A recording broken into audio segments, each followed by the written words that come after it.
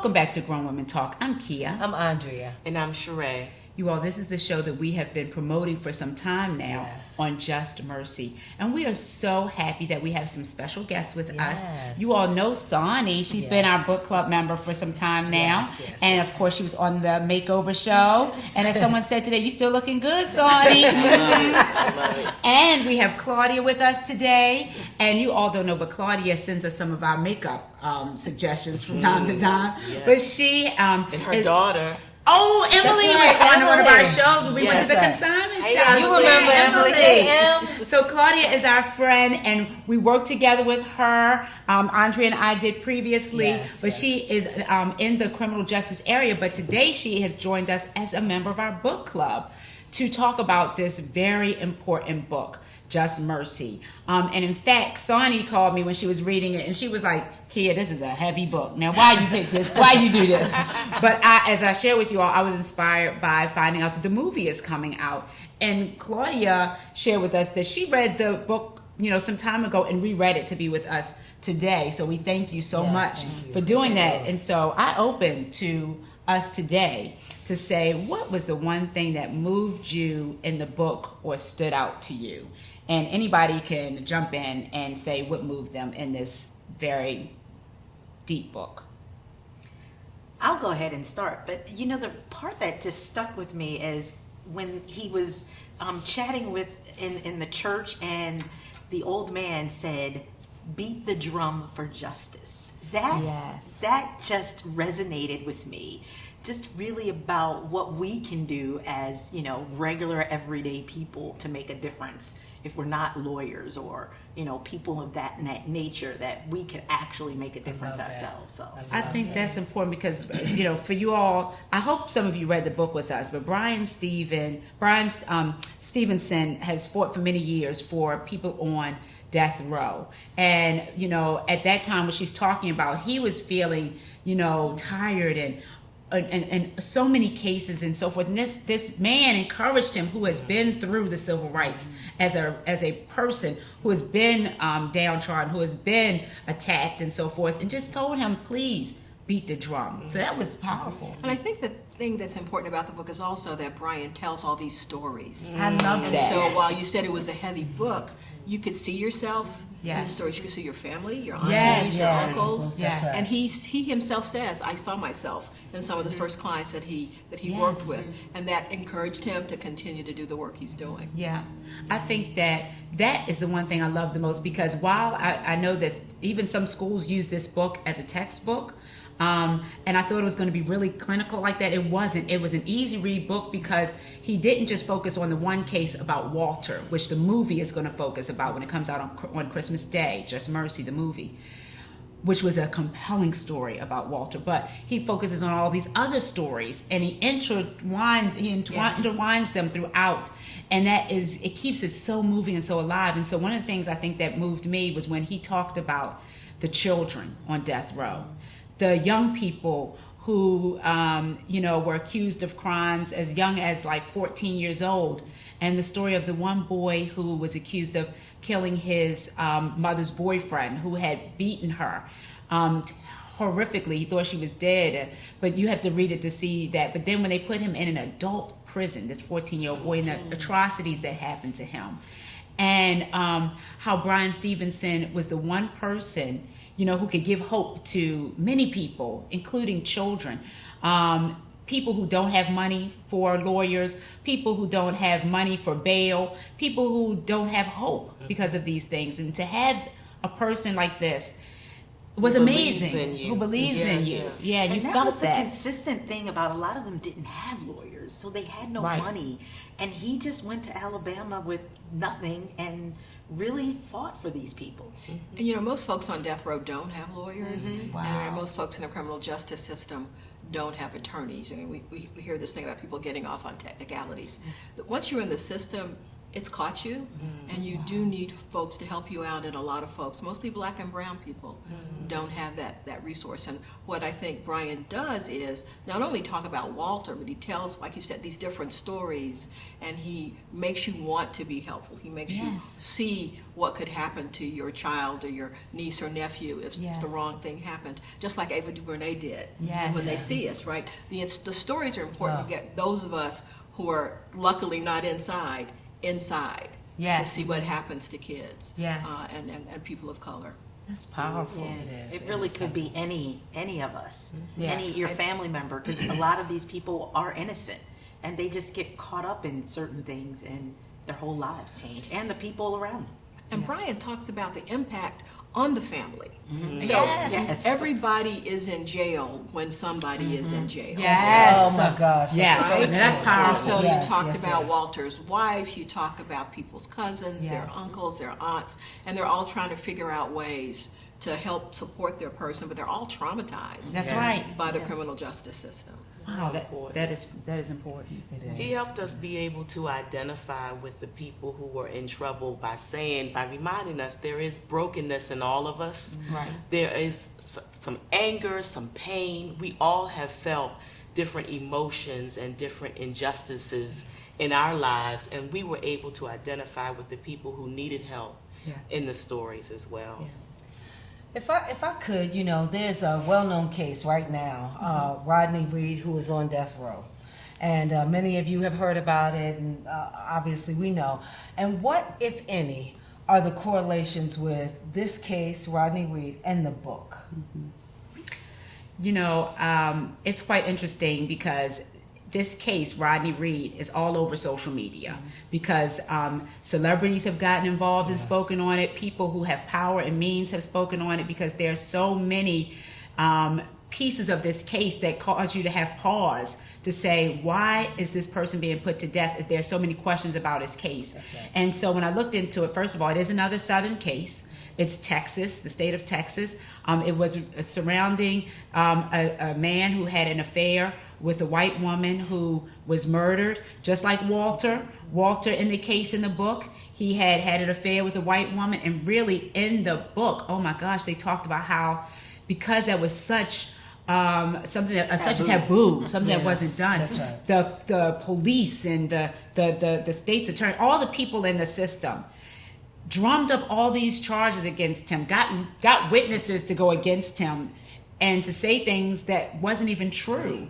And so that case seems so similar because now they have new witnesses coming into the Rodney Reed case to say that the woman's boyfriend was the person who had abused her, and that person should be the one that's looked at. But, when we have something called the death penalty, when they're killing people, when there are all these questions surrounding whether or not he's innocent or guilty or whatever, that is a really scary thing, that you could be killing someone who didn't do anything, who could be innocent. But you know what, Kia? And I know other people want to weigh in on this question. It almost feels like Emmett Till 2019.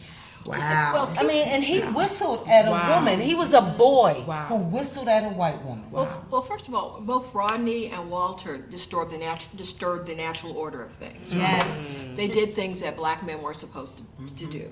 Now, aside from the relationships, Walter had his own business. So Yes. he was already taking care of himself Yes. in ways that weren't beholden to white folks in those Yes. particular communities. Yes. And so when you disturb the natural order of things, and folks That's have to good. figure out a way to reassert that. Yes. And if you think about it, I mean, the criminal justice system, at least from the perspective of some of us, is really a manifestation of slavery and what happened when slavery was ended. Yes. Folks who thought we should still be, those of us who are people of color should still be enslaved, continue to come up with ways to keep us enslaved. Yes. And the criminal justice system is pretty much a manifestation of that continued determination to keep some folks caged and Yes. some folks not. When I was reading this, it got me to thinking about the whole criminal justice system, and I watched something called 13th on Netflix, which was so powerful, and it showcased Bryan Stevenson and Michelle Alexander and others talking about the 13th Amendment and talking about also how, which you just indicated, coming from slavery into the criminal justice system now, and even how there's a lot of labor done within the prison system. things that we purchase on the outside world that are done by people who are in jail, work and labor that is done by them, and things that we don't really know, that I was so amazed learning from just doing some research that I was sparked from reading this book, that we just should know about. But I think that this book has been enlightening for so many different reasons. Yeah. We'll move on to another question. This book was written about cases that happen mostly in Alabama. How far do you think we have come as a nation? Or do you think there is still a long way to go in criminal justice reform? My daughter go, duh. So I think the good news to some extent is that we now have celebrity attention to some of the most egregious situations. But those are only, discrete individuals. Yes. The truth is that the United States still has the largest number of people in prisons in the world. Wow. And that we still use incarceration as a panacea for all kinds of mistakes that people make. Yes. So things have changed in the sense that we now have, Michael B. Jordan doing a movie. We have Eva DuVernay. We have Kim Kardashian, for what it's worth, identifying people that should get attention. But most folks aren't going to have access to those people, and so things have not really changed in the ways they should at this point. Claudia and Cheré, I know you raised the question. Several years ago, it was a book that was written called The Race to Incarcerate. And it was a collaborative, actually, a gentleman by the name of Mark Maurer, who was the ED, Executive Director for the Sentencing Project. And he talked about this race to incarcerate people of color, especially boys, especially and women at an alarming rate. And so, as you raised the question about today, it's interesting because they almost forecasted this.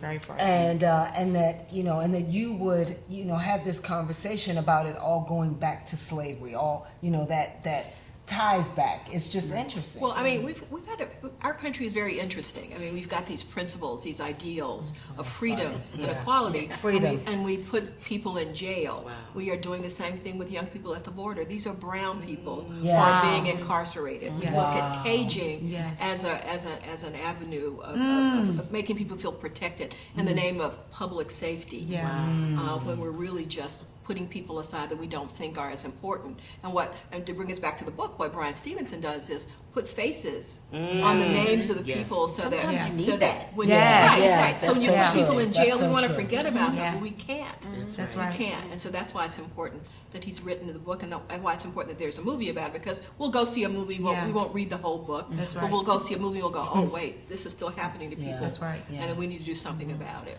I think, lastly, I want to say, what do you think the author wanted us to take away from reading this? What's the takeaway? This is a system that affects people, human beings. There are lives at stake, and I think he wants us to see the urgency in that. It isn't something that we're just discussing or that's on paper or ideals, but these are people, these are lives, and that we should address it as such. Also, that there are resources that need to be more available. Yes. Mental health at the top. Yes. There's so many people who are incarcerated because there are things going on in their minds. Yes. Maybe they've been through a trauma. I work with the VA, so I mean the military is a section. And there are moms who've given birth to stillborn children. Yes. There's so many issues. Employment. We need to train people. There need to be more resources to prevent incarceration. I think so. And I think, too, that, what we've touched on today, I think that it's so important that we realize some of us don't look at cases and things if it doesn't touch us immediately. You know what I mean? But, it is important to see what is going on in our nation, because it is affecting boys and men of color everywhere and at alarming rates. And as you have already touched on, both of you, these are human beings. That's right. And just because it may not be your son or your brother, we need to do something to deal with this horrible problem that is happening in our nation. And I thought it was like people needed to be treated with dignity. regardless Yes. of whatever your Yes. stature in life. Yes. That's It's so about good. dignity as a human being. Yes. And he really made me think about that Yes. throughout the book. Like, wow, how were these people treated? Yes. I was grateful I was born when I was and in the Yes. state that I was Yes. in. Yeah. Because I just could not imagine living that way. And then the fact that people are still living that way right now. Yeah. True. Yeah. Well, I think he talks about the importance of mercy Mm-hmm. and the importance of us it not is. using, appreciating that everyone of us can make a mistake. Yeah.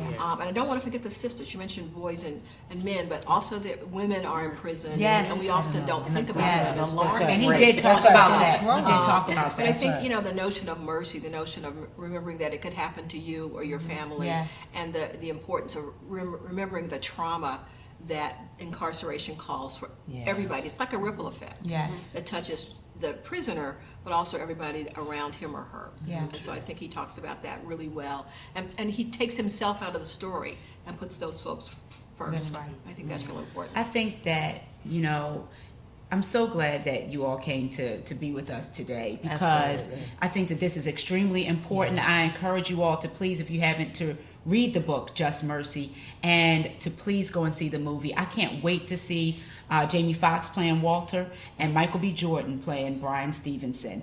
I think it is going to be very powerful. Go with your families, go with your friends, go with your sister friends, go with your male friends, whomever, but please encourage people to see the movie. I think it will be really riveting.